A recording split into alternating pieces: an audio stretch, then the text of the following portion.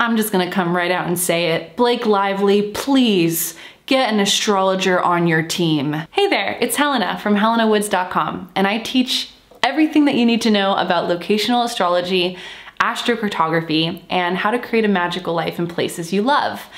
And in this video, we're gonna be talking about Blake Lively and why this recent PR disaster was indicated by the planets, the transits, in relation to her birth chart using astrology.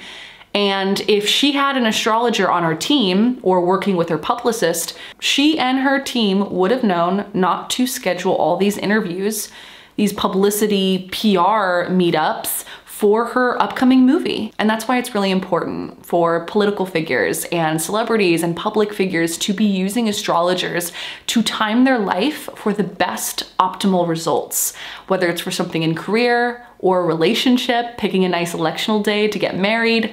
There's so many reasons why astrology is a helpful tool that can help us in our lives plan for the good times and the bad times. If I see something really difficult happening in my career chart, I will take a break and go on vacation for the week, which is actually something that I did recently. I took a week off during some really gnarly transits that I had, and hey, I avoided anything challenging coming my way, so there we go. And that Mercury retrograde was a doozy this summer, and it was affecting Blake Lively's chart very personally. And it is time to use this as a teaching moment for all you astrologers out there. I'm excited to share this educational video for you on how you can avoid some more challenging transits like Blake Lively had. Let's get started with today's video. All right, first thing I notice here when I pull up Blake Lively's birth information is that she has the Sun activated and Leo activated. So that's going to be the most important transit when we're looking at these dates when all of this was happening during this summer. First thing I notice when I pull up Blake Lively's zodiacal releasing is she is in a peak period of her career. So a lot of busy, active, defining, significant things that have just been going on for her in her overall life direction in her career started May 12th of 2024 until January of 25. So really significant things happening during this chunk of time. Now, a lot of people like to confuse zodiacal releasing dates with peak periods, thinking that they're positive. They're not necessarily positive.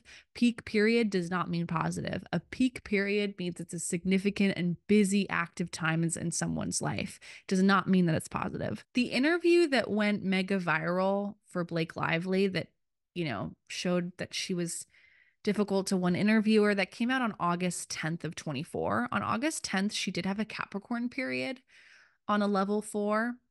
Capricorn is neutral for her. There's no malefics or benefics in those cardinal signs. So one thing to notice, but still this overall like May to January timeframe is really important in her life. But regardless, this period right here is a major peak, meaning it's a lot of career related things because Taurus is the 10th house from fortune, the 10th sign from fortune. And so using zodiacal releasing, we can see this was major career things that were happening during this time when she had a lot of press. The Ends With Us movie came out, as well as all this big press. So first we start with the zodiacal releasing, and I teach all on this in the Trust Your Timeline course, but this is what I always like to start with. So let me pull up the days. Let me do August 10th, because that was when really this all started blowing up for her, was like around August 10th, right after that video on YouTube came out. And the first thing that I notice is, one, we have the first house activated this year using annual perfections we saw at the beginning. She's in a first house year. And this is all about herself, her identity, who she is, independence, stepping up into her, the limelight of her. And this is Leo. Leo is about shining in who you are, your authenticity. Leo does have a negative or unpreferable side to it, which is, a little bit selfish or vain or egotistical, can be a little bit arrogant. And it's interesting because the sun is activated for her as well as that first house. And look at this, the sun is on Blake's ascendant when this was all going down. So very visible, right? Getting a lot of attention. When the sun is on your sense of self, there's a sense of shining on you. But the other thing that really is striking is that we also have Mars and Jupiter conjunction that was going on when this all happened. The Mars Jupiter conjunction is like a blow up of energy, an extreme of energy, a lot of anger as well. Mars is anger, aggression, hostility. Jupiter expands, makes things bigger. And look at this, it's in Gemini, which is words and communication. I definitely think of cancellation when I think of this kind of thing. It's like using the internet and media and the words to like be angry at something and magnify and make it bigger than big. But what's crazy is look at this. It was happening in her 11th house of the followers, the fan base, and her press, her publicity, her PR. What is she receiving from the work that she did in her career? It's like what comes after the career, right? It's like press, followers, the fan base, publicity, all of those things. So that anger, extreme of energy was happening in that house for her. But look at this, it was happening close to the Chiron point in her chart that she always has fixed here. Chiron is a wound, a sensitivity, where you feel uncomfortable, where there's a sore spot in your life. It's happening in the 11th house of friends and the followers and the fan base. So this like magnitude, this mass amount of energy was happening right on that. I wouldn't say it's right on that Chiron point, but it was close to it. But the thing that's really striking is that conjunction that was happening is squaring her natal moon, which is her emotions and feeling safe, like a lack of feeling safety or a feeling of emotional intensity or feeling angry or like just sad about something. There's just this irritable frustration of something that's going on, and it's affecting her moon, which is her emotions. The other thing that it's affecting is her Mercury, which is communication and speech. It's making a sign-based square to all of this massive Virgo stellium that Blake has in her chart. She has Mars, Sun, Venus, Mercury, Moon. This is a lot of Virgo. I personally love Virgos. I'm always like in the next life, I want to be a Virgo. I'm aspiring to be a Virgo in the next life, God willing. Taurus moon, Virgo sun, next life, please. So I actually love Virgo stelliums. I love Virgo energy. I don't have any Virgo in my chart, but I really love it in other people. And I just, Virgos are known for being critical or picky, nitpicky, fussy. They're also known for being a little bit critical or demanding, a bit over controlling. And that's okay. I mean, I think every sign has its good, every sign has its bad, but these planets were definitely causing a challenge to all of that Virgo energy that she has in her chart. And the other thing that's really fascinating is we have got to talk about this Mercury retrograde right here. Look at this Mercury retrograde. Mercury stationed retrograde, and it was going right over her sun and right over her Mars. Mercury retrogrades are huge times of cancellation, I've noticed, for celebrities, influencers, all that. Like Mercury retrograde is a time of like digging up the past. It's a lack of communication. It's a dis-ease in communication. And it was going right over her Mars, which is like pulling back something from the past. Her Mars is anger, and then the sun, visibility. So it's like, again, Blake, this is so personal to Blake because for this year of life, she had the sun and Leo activated her 36th year of life. Now she's 37, so now it's Mercury and Virgo year. But that sun and that Leo was hit hard by that Mercury retrograde because Mercury was going right over that sun. And so, and then on top of that, we had Venus and Virgo, and Venus transiting through Virgo is like, it's a time when just people are just not sharing the love. They're not giving the love. There's a feeling of criticalness with love and giving and appreciation and all of that. And so Venus and Virgo is in its fall. It's not a happy placement at all. And so the fact that Venus was in its fall right over her sun and her natal Venus, she was in a Venus return and it was going over her Mercury. It's just not a time of ease-filled communication things. But then also the Mercury retrograde going right over her sun and her Mars. And then that Mars-Jupiter conjunction squaring all of that, creating tension to those personal Virgo placements that she has. And then to top it all off, she's in a first house year. I mean, this is all about identity and everything. And it's like she was also, to top it all off, she's in a nodal return, which is like a time in life that happens once every 19 years. It's like the universe is kind of like putting you on track, or like if you want to believe it in that way, or spiritual way, but it's also just you're being guided to focus in on a new direction or something that you're meant to focus on in this life. And there's an importance to that time. There's a significance to that time, that moment in time when we have adding all of that to this zodiac releasing of being in a major peak with career things. Again, peak does not mean positive. It just means very significant, impactful, busy, active. A lot's happening for her. But she's in this until January 7th. So I'm curious if we will hear from her. Looks like there was a shift for her the week of September 3rd to the 8th. So it could be a decision that she's made on something.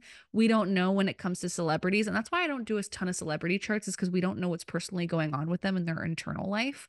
But we can see that September 20th, she'll be coming out of this July to September period, and she'll be in a peak once we get to the month of October, starting September 21st. So maybe she's going to talk about something around this time period at some point in this level 3 Leo period that we see here on the ZR. Anyone who's in the public eye definitely should have an astrologer on their team, just because you can prepare for this. I absolutely believe that if Blake Lively had an astrologer working in tandem with her publicist and her PR team, they would have moved this "It Ends With Us" publicity earlier. It would have been better for Blake if this was in mid-July, like doing that press tour for "It Ends With Us" and all of this. This would have been a better time for her in June and July. Or even when we get that sun with the conjunction with Venus, or even like this would have been a great time right here. This would have been a much better time to do a press tour for the movie, to do publicity, to take interviews, to meet with people. This would have been the time to do it. It's like June of 24 or even into mid-July, if she wanted. But it's like when Venus entered Virgo and Mercury stationed retrograde, all on that sun, which is her activated planet. I mean, and then that Jupiter freaking Mars conjunction right here that started in August. This could have been, I believe this could have been something she could have avoided. This is why astrology is so important. I use this in my own life. I make my plans. I launch things according to the astrology, and I'm telling you it works. If I see something difficult, I do not launch things. I take my breaks. I go on vacation. I lay low. I chill. I go easy on myself. There are times for different things. There are certain weeks that are better than other weeks. There are certain days that are better than other days. There's certain months that are better than other months.